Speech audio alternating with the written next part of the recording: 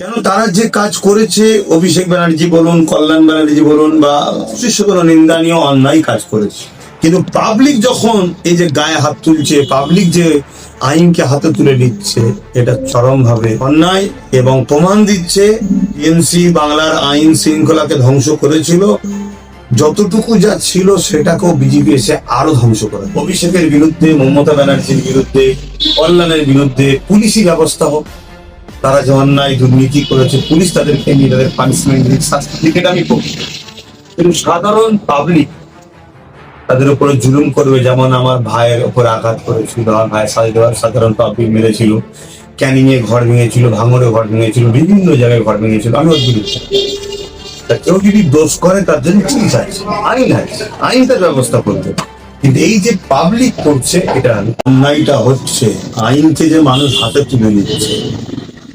বিগত সরকারের সময় তো এরকম অহরহ হয়েছে। আমরা যে দিদি মোদীকে আলাদা করে দেখি না, তার প্রমাণটা কিন্তু বিজেপি দিচ্ছে। তবে বিজেপি আসার পরেই যে আইন যে আরো ধ্বংসের দিকে হয়ে গেল, তার প্রমাণ একটা সংসদ, একটা এমপির উপরে যদি মানুষ হাত তোলে চড়াও হয়, তাহলে তার প্রমাণটা দিচ্ছে যে বিজেপি ক্ষমতায় আসার পর বাংলার আইন শৃঙ্খলা ধ্বংস ছিল, আরো ধ্বংসের দিকে চলে গেছে। কেন তারা যে কাজ করেছে, অভিষেক ব্যানার্জি বলুন, কল্যাণ ব্যানার্জি বলুন, বা মানে টিএমসির লোকেরা অবশ্যই সে কোনো নিন্দনীয় অন্যায় কাজ করেছে। তার জন্য আইন ব্যবস্থা আছে, আইনের আওতায় নিয়েছে, তাদেরকে শাস্তি দেওয়া হোক। তাদের যেটা আইনের আওতায় নিয়ম, আইনের মাপকাঠিতে সেটা করা হোক। কিন্তু পাবলিক যখন এই যে গায়ে হাত তুলছে, পাবলিক যে আইনকে হাতে তুলে নিচ্ছে, এটা চরমভাবে অন্যায় এবং প্রমাণ দিচ্ছে টিএমসি বাংলার আইন শৃঙ্খলাকে ধ্বংস করেছিল। যতটুকু যা ছিল সেটাকেও বিজেপি এসে আরো ধ্বংস করে দিয়েছে। কেন একটা সংসদের গায়ে হাত ওঠে কি করে? একটা সংসদের উপরে, এমপিদের উপরে এ হাত ওঠে কি করে? সাধারণ পাবলিক হাত তুলছে কি করে? এটার আমি নিন্দা জানাই। ভাঙড়ের একটা ভিডিও ভাইরাল হচ্ছে, যেখানে দেখা যাচ্ছে ভাঙড়ের একটা আইএসএফ নেতা নাকি 1,00,000 টাকা তোলাবাজি চেয়েছেন কোন একজনের কাছ থেকে, তিনি দাবি করছেন। যদি এরকম কেউ করে থাকে, তাকে আজীবনের জন্য দল সাসপেন্ড করবে। তবে সেটা গতকালকে আমাকে যখন জানালো, মানে যে সোশ্যাল মিডিয়ায় দিল, আমি দেখলাম। আমি সঙ্গে সঙ্গে অফিসকে বলেছি, ওকে 24 ঘন্টার মধ্যে তার তলব করা হোক, ডাকা হোক, ডেকে ওকে জিজ্ঞেস করুন। যদি এটা সত্য প্রমাণ হয়, মানে সত্যই যেটা ভিডিওতে দেখা যাচ্ছে এটা যদি হাকিকত হয়, তাহলে আজীবনের জন্য ওকে দল সাসপেন্ড করে দেবে।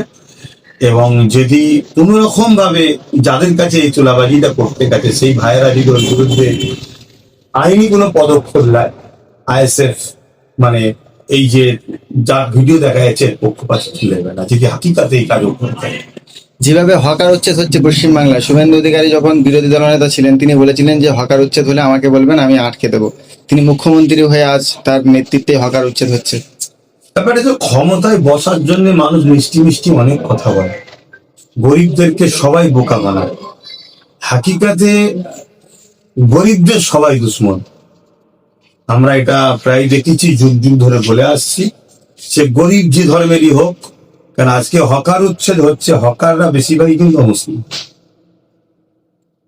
বা এলআইসিতে যারা কাজ করে, বা এগুলো যারা হচ্ছে, সেই জায়গাতে এরা গরিব মানুষকে শেষ করে দিবার একটা প্ল্যান, পরিকল্পনা। আরো গরিব করো, ভিখারি বানাও, যাতে করে এরা শাসকের কৃতদাস দাসী হয়ে যায়। এটা একটা পরিকল্পনা। আগেও এইসব বিষয়ে আমি সজাগ করেছি, আজও বলছি। কিন্তু মানুষ যদি গরিবরা না সংঘবদ্ধ হয়, ঐক্যবদ্ধ না হয়, এরকম ভোগ করতে হবে। 1,500 টাকা লক্ষ্মী ভান্ডার বদলে 3,000 টাকার অন্নপূর্ণা ভান্ডার চালু করছে। সেখানে দেখা যাচ্ছে 12 পাতার ফর্ম ফিল আপ এবং সমগ্র মানে পরিবারের সবার ডিটেলস চাইছে। কি বলি, আমার মনে হয় এটা আমি দেখছিলাম, এক মানুষের কে নিয়ন্ত্রণ করার জন্য তার সমস্ত নথিপত্র এলে তাকে নজরদারি করার একটা প্ল্যান পরিকল্পনা হতে পারে, বা এনআরসি টেনআরসি কিছু একটা প্ল্যান পরিকল্পনার জন্য ফর্মটা দিতে পারে, এই বাহানাই করে নেবে। আর দ্বিতীয় নম্বর কথা, এত ফর্ম দিয়ে আমার মনে হয় বকলমে দেবো না কোনো টাকা, তার একটা প্ল্যান। তুই ফর্ম ফিল আপও করতে পারবি না, আমি তোকে টাকাও দেবো না, ডাইরেক্ট তো বলতে পারছি না। ঘুরিয়ে না দিবার একটা ইচ্ছা প্রকাশের জন্য 12 পাতা ফর্ম দিয়ে এইসব করছে। মাদ্রাসায় বলছে বা এই 1 জুন থেকে বন্দে মাতরম বলতে হবে, সিনিয়র হোক বা থাক। এটা সংবিধান বিরোধী কথা। অতএব সংবিধানের বিরুদ্ধে যে কোনো মানুষ যদি আসে তাকে সংবিধানের আওতা কি বলে আয়ত্তে এনে, সংবিধানের দায়রায় এনে তার বিরুদ্ধে ব্যবস্থা করা হবে। এরকম বলতে তো ট্যাক্স লাগে, মানুষ বকছে। এগুলো শুধুমাত্র যা ওয়াদা করে এসেছিল জিতার পরে দেবো, জিতার সাথে সাথে তেলের দাম কমাবে, গ্যাসের দাম কমাবে, ইত্যাদি ইত্যাদি, সেগুলো তো বাস্তবে ফুলফিল করে নেই। এই সবগুলো করে দিয়ে হিন্দু মুসলমান করে একটা মাইন্ডকে ডাইভার্ট করতে চাইছি। কিন্তু বন্দে মাতরম বললে মুসলমানদের সমস্যাটা কোথায়? ওতে কিছু কথা আছে যেটা আমাদের শরীয়ী ধর্মে উপরে ভাবাবেগে আঘাত দেয়, যেটা আমাদের ধর্মে মহান স্রষ্টার সঙ্গে কাউকে শরিক করা যায় না। আমরা একত্ববাদে বিশ্বাসী। অতএব দুনিয়া হাজারো চেষ্টা করেছে আমাদেরকে ছেলেকে সঙ্গে জোড়া করার, কিন্তু দুনিয়া যতজন চেষ্টা করেছে সবাই মিটে গেছে। আলহামদুলিল্লাহ, আমরা মহান স্রষ্টার সাহায্যে আজও আছি, আগামীতেও থাকবো। আপনার উপরে বারংবার দ্বিতীয় নম্বর কথা, এই যে অসুবিধাটা কি, অসুবিধাটা হচ্ছে জোর করে চাপাবার অধিকার কারণে। আমরা আমাদের মাদ্রাসায় দেশপ্রেমের আরো অনেক কবিতা বলুন, আবৃত্তি বলুন, সেগুলো আছে, পাঠ করি। তোর কথাটাই শুনতে হবে কি মানে আছে, তুই কে, কোন লাট সাহেব? সংবিধানের উপরে কেউ নয়। বারংবার আপনার উপরে